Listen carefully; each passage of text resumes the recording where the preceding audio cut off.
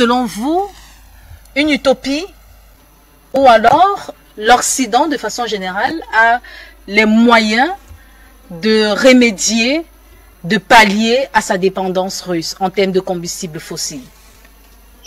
Ça s'appelle du bluff. Je vais être très clair là-dessus. Il est impossible, dans un délai aussi court, de compenser 30% des besoins énergétiques européens, dont 2 pays européens les plus importants, l'Allemagne et l'Italie, sont totalement dépendants. L'Italie a négocié avec l'Algérie pour compenser une partie de ces des 40% que représentait. Mais concernant, c'est impossible. Alors pourquoi c'est impossible? Parce que la relation très développée sous Merkel, qui a voulu absolument faire en sorte de... Attendez juste un instant. Oui, un verre d'eau, s'il te plaît. J'ai un truc dans... Donc, qui veut absolument ne plus dépendre du Moyen-Orient. Ensuite, la question qui a posé problème tension avec l'Ukraine. À une époque, ça se passait bien parce que les dirigeants ukrainiens étaient plutôt favorables aux Russes. Hein. On se souvient d'avant le coup d'État de 2014 qu'effectivement la Russie était plutôt bien vue. Puis après, une dégradation puisque les oligarques ukrainiens, qui ne voulaient pas avoir le même sort que les oligarques russes, ont commencé à prendre le relais. Mais de dire qu'on peut du bluff, hein, en si peu de temps, 30% des besoins énergétiques, cependant, la mer du Nord, côté Angleterre, qui est en train de s'épuiser, d'ailleurs, il n'y en a pratiquement plus, c'est impossible. Par contre, alors il y a 2 Occidents, c'est pour ça que je fais une distinction. Il y a l'Occident d'Europe classique, la vieille Europe, comme l'appelait Amérique, qui, elle, est totalement dépendante des hydrocarbures nord-africains, moyen-orientaux, évidemment russes, et l'extrême Occident, comme je l'appelle tout le temps, l'extrême Occident, ce sont les États-Unis. Ils aiment bien parler d'extrémisme, mais ils sont extrêmes aussi. Donc les États-Unis, par contre, depuis 2015, sont totalement autosuffisants en pétrole et gaz de schiste. Donc du pétrole et du gaz sale.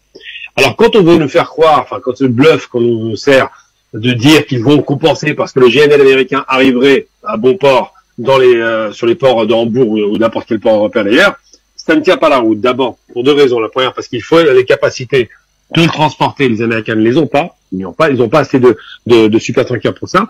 Ensuite et surtout parce qu'il faut... Alors le principe, je explique très rapidement, hein.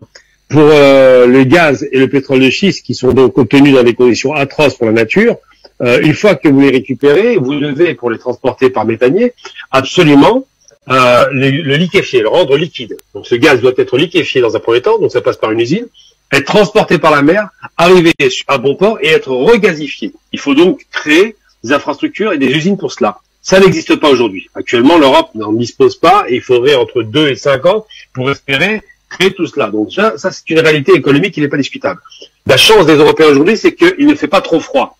Le hasard du réchauffement climatique leur a profité pour le coup. Ce qui fait qu'on n'a pas une crise très aiguë en matière énergétique et que même si l'augmentation des prix est délirante, hein, actuellement tous les Européens sont frappés d'une inflation moyenne de 10% minimum, hein, parce que c'est beaucoup plus en vérité par rapport aux pauvres, eh bien il n'en demeure pas moins que l'Europe bénéficie quand même d'une saison relativement douce. Sauf que les réserves européennes sont en train de s'épuiser parce qu'ils ont des réserves stratégiques qui sont en train d'être utilisées pour compenser les pertes d'alimentation en gaz et les conséquences de la rupture d'alimentation en gaz, qui ne sont toujours pas le cas d'ailleurs. Le gaz arrive toujours en Europe. Il faut savoir que c'est du baratin.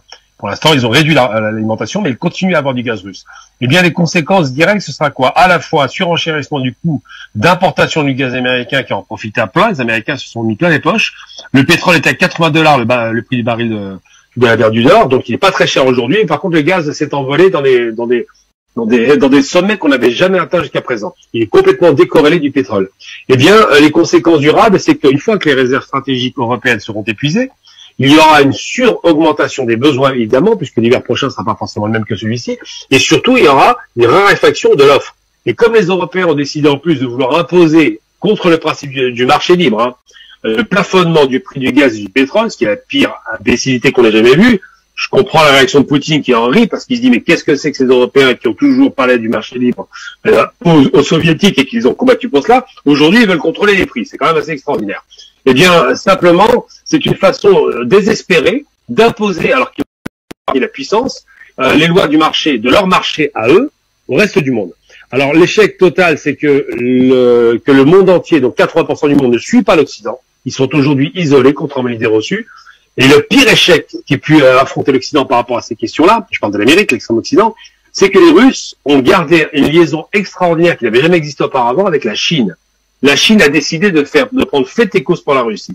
Et ça, sur un plan géopolitique et stratégique, c'est une erreur et une faute considérable. Et je vais finir pour mettre une petite humiliation au ministre de l'économie français, ce sombre imbécile qui croit être très intelligent et qui s'est quand même prononcé en disant, et je dis bien sombre imbécile parce qu'il était très loin cet imbécile, il a dit, nous allons mettre à plat, à genoux les colonies russes. Ça rappelle l'époque où Sarkozy avait dit à Poutine, il faut faire un peu plus de démocratie, sinon je vais m'énerver. Il a pris une gifle médiatique, on se souvient, on a cru qu'il avait bu, non pas du tout. Poutine lui a dit, mon pays c'est ça, ton pays c'est ça, mon pays écrase ton pays. Voilà ce qu'il lui a dit. Et bien aujourd'hui, c'est le même rapport. On a un ministre de l'économie français d'un pays surendetté, avec des moyens énergétiques inexistants, sauf peut-être, on va dire, l'électricité par l'importation, évidemment, de l'uranium qui vient du Niger ou qui sont dépendants de l'extérieur. Eh bien, ce pays dit que les Russes vont être mis à genoux, alors c'est une fédération d'États, c'est pas un pays d'ailleurs. C'est une fédération. La plus grande puissance militaire, la plus grande puissance en superficie, et surtout le pays qui détient, savoir avec la Chine, les principales réserves mondiales avec les Chinois, et c'est le cas aujourd'hui puisque la rupture qu'on a connue de la Chine et de la Russie des années 70, où Mao Tse-tung s'était rapproché des Américains, n'existe plus. Aujourd'hui, les Chinois et les Russes sont main dans la main, se considèrent comme étant deux nations en danger par rapport à l'Amérique et ont décidé de prendre tête et cause l'une pour l'autre.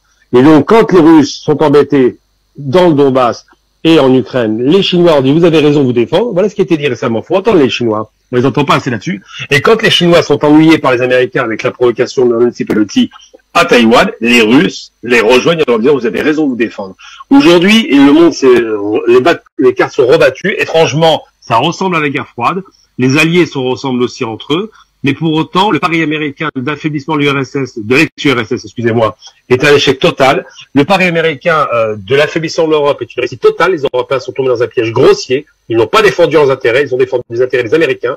Et parce que les Américains, depuis 2015, exploitent et exportent les gaz de schiste, sont devenus le principal par cette extraction criminelle sur un plan de l'écologie d'ailleurs, faut le rappeler, et bien parce que ces Américains se mettent en tous les petits toutous européens qui ne comprennent pas qu'il faut défendre l'intérêt de leur peuple plutôt que celui de Wall Street ou de la City anglaise ont décidé de suivre comme des imbéciles les États-Unis et de tomber dans ce piège grossier. Donc je pense que l'alliance russo-européenne était nécessaire et absolument nécessaire.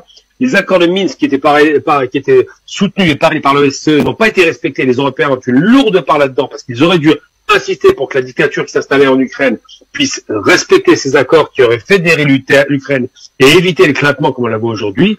Et aujourd'hui, eh bien, simplement pour donner à peu près le bout de l'histoire, tout ce qui est à l'est en Ukraine, donc la partie russophone et russe aussi, il faut rappeler que c'est les Russes, la Crimée est russe aussi, ça je suis d'accord, je reviens là-dessus. Les pourcentages, on peut en discuter, c'est compliqué parce qu'à l'origine, l'Ukraine est entièrement russe, mais ça c'est un peu compliqué à part l'ouest, qui est plutôt magyar ou qui est plutôt effectivement polonaise ou tout un tas de pays limitrophes, mais globalement l'Ukraine est russe, c'est vrai, je suis d'accord là-dessus. Mais en termes de langue parlée, effectivement, c'est l'ukrainien qui a été imposé, on le sait aujourd'hui. Eh bien, il n'en demeure pas moins que la partie, je pense que la prochaine frontière se fera au-delà du fleuve Dniepr. C'est là où effectivement les Russes vont sécuriser leur position et dire voilà, l'Ukraine maintenant s'arrête à partir du fleuve Dniepr. On l'a déjà vu dans d'autres guerres, je veux dire le Rhin par rapport à l'Allemagne et la France, l'Oder et l'Alsace par rapport à la Pologne. Tout ça, c'est des choses qui existent, qui se font par la nature, simplement par le partage du territoire par un fleuve qui les divise de façon très logique. Et c'est ce qui va probablement arriver après la contre-offensive russe. Et malheureusement, ceux qui vont laisser les dans l'histoire, ce ne sont pas les Africains, ce ne sont pas les Asiatiques ni les Sud-Américains qui n'ont pas commis l'erreur de se rallier à la cause américaine. Ce sont uniquement les grands perdants, encore une fois de l'histoire, les Européens. Afrique Média, le monde, c'est nous.